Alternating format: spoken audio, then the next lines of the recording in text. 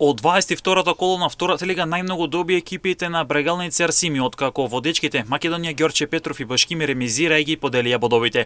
Лидерот Македонија Ѓорче Петров во Кочино одигра 0-0 со Осугова, пак Башкими исто така играше 0 со победа и со тоа дојде само до одбод. Двете екипи натаму се на првото, односно второто место со по 49 бодови, но сега Брегалница, која е трета или во бараздонот, има 47 бодови и доаѓа на 2 бодови негатива од првите две места кои директно водат кон прва лига. А пак Арсими, која е во 2 дена го одигра мечот со Вардарски, е на четвртото место со 45 бодови. Сега и тимот од Чегрне во ситуација и за директен влез во прва лига.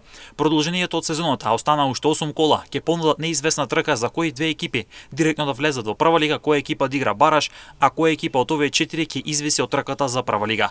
Од 5-то до 10-то место има само 3 бодови разлика, или во превод тоа значи дека една победа може да направи промени на средишно дел од табелата. Скопје на 5-то место со 34 бодови на своето конто, по 32 бодови имаат екипите на Детонит Плочковица, Каменица Саси и Охрид за делба на 6-то место, а пак Кожув и Беласица со по 31 бод го делат 9-то место. На делба на 10-то место се победи Новаци со по 23 бодови. Вардар Неготино останува и натаму на 13-то место со 21 бод, а пак екипата на Осугова во баражзоната со 17 бодови. Овие екипи ќе водат трката за директен опстанок во втората лига. Борец се во зоната за директни спаѓање со 10 бодови, а пак на дното е Вардарски со 8 бодови. Овие две екипи се главни кандидати за директни спаѓање во трета лига. Овој викенд ќе бидат одигранат прварието 23-то коло на втората македонска фудбалска лига, ќе продолжи натаму неизвестност околу местата за првата лига, како и за опстанокот во втора лига.